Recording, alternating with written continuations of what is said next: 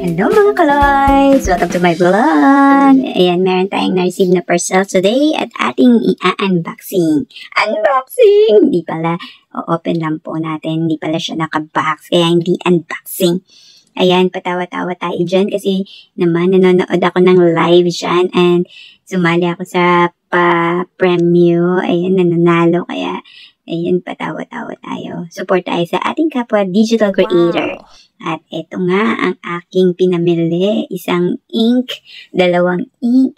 Ayan, nilalabas ko pa ang pangalawa at pangatlong ink. Kasi nga naman, para to sa ating small printing business. 4 na ink po yan na ating binili.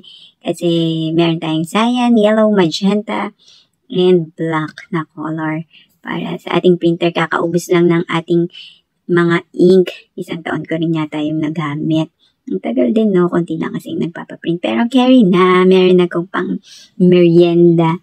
Or kapag malaki-laki ang pinaprint, meron tayong panghapunan at pang agahan or pang tanghalian. Ayan, meron din akong paper para sa calling card pag may gustong magpaprint. Pwede po kayo magpa-print, black color.